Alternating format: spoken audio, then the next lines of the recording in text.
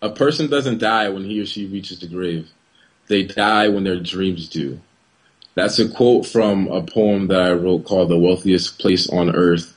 And simply, as words of wisdom to you guys, is that do not let your dreams die. I know a lot of times we let fear get the best of us, but you should also keep in mind that you should feed your faith and starve your doubts, and you can achieve anything that you want in life.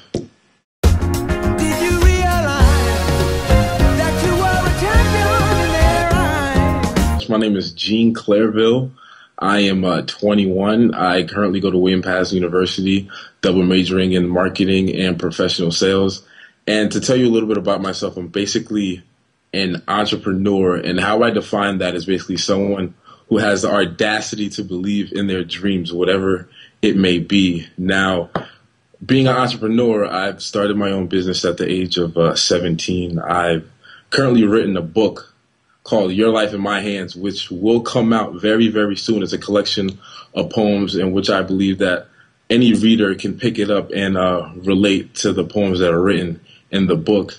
And my newest endeavor is motivational speaking. Now, throughout my life, I've always had the gift of gab, as some may say. And then I just had a thought one day that, I know that service to many leads to greatness. So I figured I'd use my words because, death and life lies in the power of the tongue. So I believe, why not use my words to, influence the world and change lives? Then you can conceive it. Motivational speaking. Honestly, as I tell everyone that I come across, thoughts become things. Like whatever you think about, you attract into your life. And, you attract everything, through your thoughts. And ironically, it was during the summer, I'd say around August, it was literally a thought in my head that, you know what? This summer, we're going to change some lives. Like, legitimately, that was a thought in my head. And I was like, sure, why not? So I put a Facebook status saying, this summer, for the rest of the summer, I have a goal of changing 4 lives. Like, that's the goal. And then, people would comment me and, hit me up, like, how do you plan to do that? Now, at the time, I didn't really know. But, if you want something so bad, you'll find a way to do it. So then, I'd say, a week after, I'm up writing poetry, whatever the case is, and I had a thought, why don't I just do a motivational video and record a message on Facebook and have tag a few people that I know and see what happens. I just wanna be successful. But 5 years from now, honestly, as I do set my goals extremely high, 5 years from now, I do see myself as being completely wealthy, a multi-millionaire, just establishing, my name and my brand and changing lives. But what I mean by being completely wealthy, now, being rich is just, a byproduct of gaining wealth.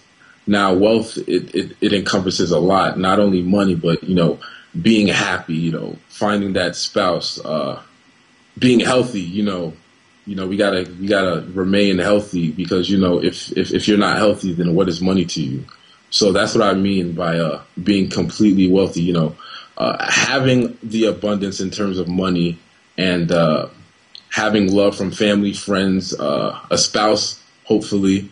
And pretty much that's what I mean by wealth. And there's a quote that I actually live by. It's by Dennis P. Kimbrough. It was actually in his book, What Makes the Great Great. And it said that wealth is not arriving there. Wealth is earning the right to be there consciously. You will never enter the palace thinking like a peasant. And ever since I came across that quote, it's like a motto, a mantra, is basically what I live by. But 5 years from now, I just see all the hard work that I'm doing now paying off and still continuing to, speak and write poetry and do what I do now because once you reach the top, there's no stopping. So.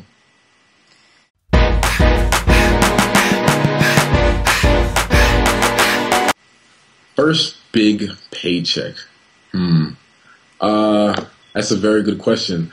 Honestly, I would give 10% to my church, whatever it may be, whether it's 1 million or 100,000. I'd give 10% to my church, and I would definitely take care of my family. I mean, after, giving my 10% to the Lord and taking care of my family and, being financially literate, investing the rest so it can multiply, because I once heard of a saying that if you were to take all the money in the world, put it in a pot, and evenly divide it against everyone, and everyone would become millionaires in a short amount of time, let's say 5 years, the rich will still be rich and the broke will still be broke, because wealth indeed is a mindset. So you can, win the lotto or do whatever you do to get wealthy, but if you don't have the correct mindset to sustain it, it doesn't really, it's not long term. You can reach me at powerfulyoungleaders.blogspot.com. That is my blog. The main purpose of the blog is to inspire anyone with the videos that we have, from my own personal inspirational videos to people that inspire me, from Les Brown, Brock Proctor, Jay-Z, Kanye West. Basically, the whole goal of the blog was for anyone to watch a video and become inspired to get up, get out, and do something. My Facebook is Jean Clervil, JeanClervil. My Twitter is Mr. Fly, which is Mr. Fly with an E at the end. The E is silent. It stands for Financially Literate Young Entrepreneur. And my email is flymillionaire@gmail.com. And that's basically how you can reach me. And hopefully I'll inspire your life and inspire the lives of millions. Like we always do with this time, I go for mine, I get to shine. Now throw your hands up in the sky. I go for mine. As long as I could change one life a day, I am happy.